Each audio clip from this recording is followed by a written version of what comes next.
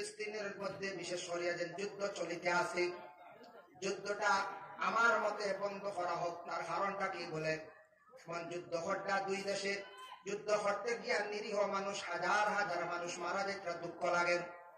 এই দেখো জেরুজালিমের মানুষ মারা যাইতরা, আর বিশেষ করিয়া ফিলিস্তিনের মানুষ বেশি মারা যাইতরা।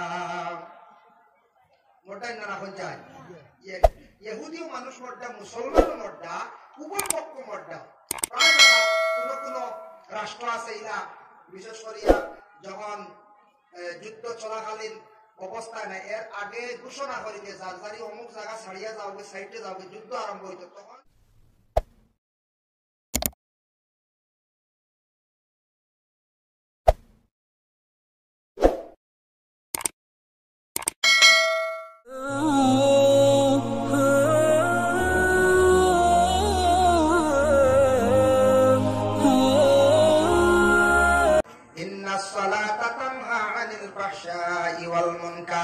নিশ্চয় নমাজে মানুষের ব্যবসায়ী কাজ থাকি বাঁচাইয়া লাগে।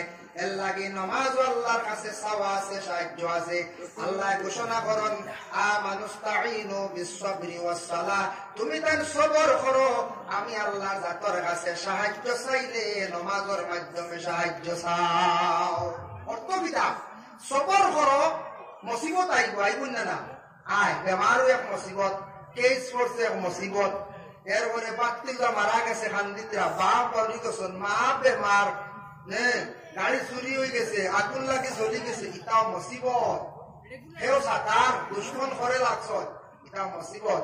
আল্লাহ বলতে আমি কিছু বন্ধা বলারে আমি বিভিন্ন রকমে আমি যাচাই করি, এরারে আজমাইশ করি। কুরআন কইতাম, ওয়ালা নাবলুওয়ান্নাকুম بشيء من الخوف والجوع ونقص من الأموال والأنفس والثمرات।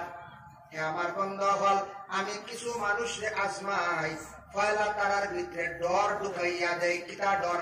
দুশ্মন এগু খর লাগাইয়া দিলাইলাম, দেখুন জানি দুশ্মন করে থাকলে আপনি ডরাইবা সেইবে দাবা, দুশ্মন করে থাকলে রায় সাতটা বাড়িতে নয়টা হইলে কি জানলে হাতল করবি, বলা না যায়, পয়লা ডর আমাই গেল, আউরি সোলামিরা কমিয়ে আই গেল। দুশ্মন ঘর লাগাই দিলাই আল্লাহ সাইডে চলি, যদি উল্টা পাল্টা করি দুশ্মনে আমারে জানে মারিলেই আমার কেস হে আরো জাফা মারি আমার পিতলে নিয়ে হারাই। সব সময় ডর থাকবো, হয়তো আমি দুশ্মন ঘর লাগাইয়া দেখি আজমাইয়া কি আমারে ডরায়নি, আল্লাহ নয়। ওয়ালা নাবলুওয়ান্নাকুম বিশাইইম মিনাল খাউফি ওয়াল জুই, কোন জিনিস দিয়া খেরের আগর গাছ 6টা আমি দিলাইলাম। যেমনে দেখছেন আমার বাড়ি 200টা আগর গাছ আছে, চিন্তা নাই, 200টা অন্তত 8 লাখ নাকি 10 লাখ বা 15 লাখ, কোন চিন্তা নাই, পরোয়া চলি না, জিনিস দিয়ে রসাই বললাম।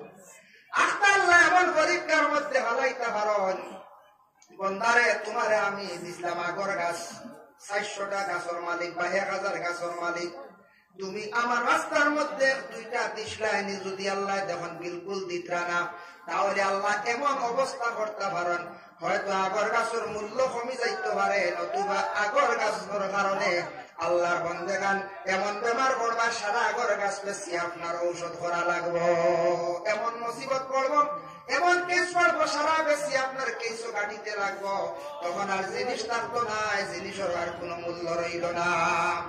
ওয়ানাকসিম মিনাল আমওয়াল, খেররে বড় ধরনের ধনী বানাই আমি আল্লাহ পরীক্ষা করি। ওয়ানাকসিম মিনাল আমওয়ালি ওয়াল আনফুসি ওয়াস সামারাত, খেররে আওলাদ দিয়া পরীক্ষা করি, আবার খেররে নাও দিয়া আমি আল্লাহ আবার পরীক্ষা করি। আল্লাহ কত রকমের যাচাই করেন তার বান্দা করে।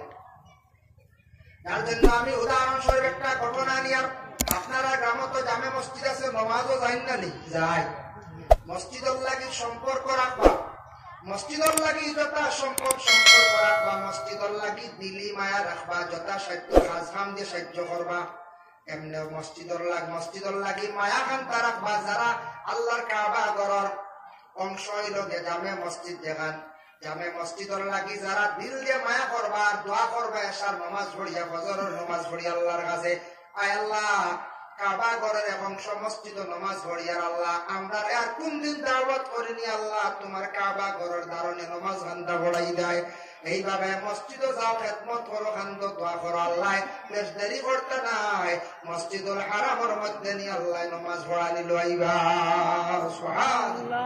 মসজিদুল আকবা, মসজিদুল লাগি মায়া রাখবা, মসজিদুল লাগি মায়া রাখলে মসজিদের বরকতে আপনার জিন্দেগি ফায়দা হইব। একগুলো আমরা মসজিদ লড়াই কিংবা কিলা মসজিদে লড়াইয়া যাই না মনে হয়, হয়তো নমাজ জানুন না কিবা তো মসজিদের কিতার লাগে দিল বিল হইতাম পারেন না, একবারে যাওয়া নাই সব্বরাতর দিন খালি বা সব্বরাতর রায় কিলা আসুন না নিতাব। আর সেও আসুন বলেও সপ্তাহে একদিন শুক্রবার মাঝে মধ্যে আর বিলকুল দেখা নাই। হ্যাঁ বাইরা বিজনেসম্যান এমপ্লয় চাকরিয়াত এই ভাটটা না দুসরা মাত, আর না হইলে জামে মসজিদ মাঝে মধ্যে যাইতা 2 হোক 3 হোক 2 হোক 1 হোক নমাজ পড়িতে সম্পর্ক থাকতো, মসজিদুল লাগি মায়া থাকতো। যেখানে লোক আল্লাহর ঘর, ইবাদতের স্থান, শান্তির জায়গা, ওখানোর লাগে আমরা সারা খেয়াল করতাম। মসজিদ রাজনীতির জায়গা নাই, ইবাদতের স্থান। মসজিদ নিয়ে খেলা নেলা না, রাজনীতি না।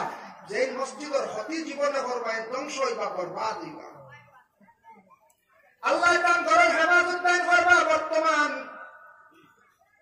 জেরুজালেম ফিলিস্তিনের মধ্যে যেন মসজিদুল আকসা নিয়ে খালি বিবাদ নাই, ফিলিস্তিনের মধ্যে বিশেষ করে যেন যুদ্ধ চলিতে আছে।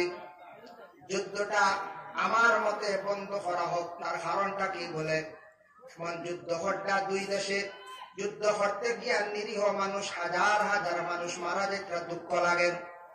এই দেখো জেরুজালেমের মানুষ মারা যাইতরা, আর বিশেষ করিয়া ফিলিস্তিনের মানুষ বেশি মারা যাইতরা। মোটাই না হয়ে যায় ইহুদিও মানুষ মর্দা, মুসলমান মর্দা, উভয় পক্ষ মর্দা। প্রায় জায়গা কোন কোন রাষ্ট্র আছে ইলা বিশেষ করিয়া যখন যুদ্ধ চলাকালীন অবস্থায় নাই, এর আগে ঘোষণা করিতে যার যারি অমুক জায়গা ছাড়িয়া যাওগে, সাইডে যাওগে, যুদ্ধ আরম্ভ হইত। তখন দেশের সিপাহীয়ে লড়াই হইত, মিলিটারি যুদ্ধ করতো না, যুদ্ধ করতো কারা? এরা যুদ্ধা, এরা দেশ নিয়ে তারা লড়াই করতো, সে জয়ী হইতো, সে কতটুকু দখল করতো। কিন্তু আমার জানা মতো সোশ্যাল মিডিয়াতে দেখি আর ফিলিস্তিন বা বিশেষ করিয়া ইহুদি, মুসলমান ইহুদি তারা উভয় ছোট ছোট বাচ্চায়, মহিলা হল মর্দা বেশিরভাগ এমন ভাবে যুদ্ধ করা আরম্ভ করছেন। সাধারণ মানুষের যদি সরাইয়া যুদ্ধ করতা তাহলে ভালো হইল। হসপিটালে আক্রমণের, বড় বড় শহরে আক্রমণের, এটার থেকে মানুষ মর্দা। যার কারণে এই ধরনের যুদ্ধ থেকে যুদ্ধটা বন্ধ করা আমার মনে হয় ভালো হইল। দুঃখ লাগে বাচ্চারা গাছ সিঁড়িয়া খাইতে, আমি নিজে দেখছি গাছ সিঁড়িয়া খাইতে নাই। গাড়িয়ে পানি লিয়া যাওয়ার পরে দেখা যায় মানুষে, আমরা যারা হঠাৎ রিলিফ হইলে যারা দৌড় তুলি, পানি দিয়ে পানির ট্যাঙ্কি গাড়ি যাওয়ার পরে আর সারা খালি গেলেন লিয়া দৌড়াইতে আইরা কতটুকু পানির ক্রাইসিস। যার কারণে বিশেষ করিয়া এই ধরনের যুদ্ধ যেটা আছে এটা যুদ্ধ বন্ধ হওয়া বলা। কারণ মানুষে কষ্ট হয়, সাধারণ মানুষ মরে, সাধারণ মানুষে কষ্ট করে, আমরা দেখি আর না, বুঝি আর না। সে কতদিন সাহায্য করবা, কোন দেশে কতদিন সাহায্য করবো? মানুষ ধ্বংস হয়ে চিত্রা, বরবাদ হয়ে চিত্রা। যেটা জায়গা, যেটা শহর বিল্ডিং বানিয়েছে, এটা 30-40 বছর এটা বিল্ডিং বানানো অসম্ভব। কত অফিসে হলে না দেশ কোন যায়, কত অফিসে হলে দেশ।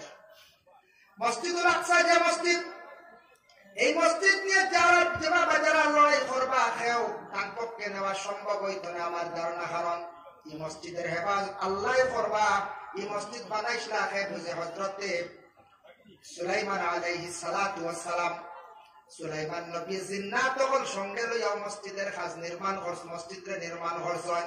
যার জন্য এই মসজিদটা বানানি হয়েছে। এই মসজিদের মধ্যে আমার নবী সমস্ত নবী হকলর নিয়ে এই মসজিদের মধ্যে 2 রাকাত নামাজ পড়েছেন। সারা নবী হকলর কদম সেই মসজিদে পড়ছে। সুবহানাল্লাহ। আল্লাহ তাআলা এই মসজিদে অবশ্যই তার ইবাদতে রাখবা। ভাই মুসলমানের জন্য বিশেষ করিয়া মসজিদের মধ্যে দয়া করে যান গে নামাজ খানাইটা আল্লাহর ওয়াস্তে পড়ার চেষ্টা করুন। মসজিদের মধ্যে গিয়ে মসজিদের লাগি সুসম্পর্ক রাখুন, ভালো মসজিদের লাগি সম্পর্কটা রাখুন। কারণ মসজিদের নামাজও যদি যান সওয়াবও বেশি, আর বাড়ির মধ্যে নামাজ পড়লে সওয়াব হয়। বাড়িতে 1 রাকাত পড়লে বাড়িতে পড়িতা লা তাজআলু বুয়ুতাকুম মাকাবিরা, তোমাদের ঘরে তুমি দেন কবর বানাইও না, মানে ঘরে নামাজ পড়িও। ই ইবাদতের মফহুম হইল কিয়া গড় সুন্নত বড়, নফল বড়, ফরজ কিন্তু মসজিদ বড়। তবে সময় বিশেষ গড় পড়া পড়ি, আমরাও পড়ি। তবে কিছু মসজিদ বা একটা টান থাকতো, আমরা মসজিদর লাগি মায়া থাকতো, মসজিদর লাগি দিলিয়ে মায়া থাকতো, আল্লাহ দেখবে মসজিদর মেইন মসজিদ আমরা সবার দাওয়াত করিয়া নিবা। একটা ঘটনা আপনাদের সম্মুখে আমি আনতে চাই। উদাহরণস্বরূপ একটা ঘটনা নিয়ার গ্রামের ছেলে একজন ব্যক্তি নমাজও গেছে, নমাজ পড়ার জন্য মসজিদে গেল। মসজিদের আশেপাশে বাড়ি থাকে নানা থাকে, তবে সবচাইতে বিপদগ্রস্ত এই গুরু মানুষ মসজিদের দ্বারে কাছে যারার ঘর যারার বাড়ি, এরা যদি বেহুদা অযথা অকারণে সময় নষ্ট করেন মসজিদে যাই না, কিয়ামতের দিন এরা কিন্তু আল্লাহর কাছে আটকিবা। মসজিদের একবারে যারা বিশেষ করে আশেপাশে হাদিসের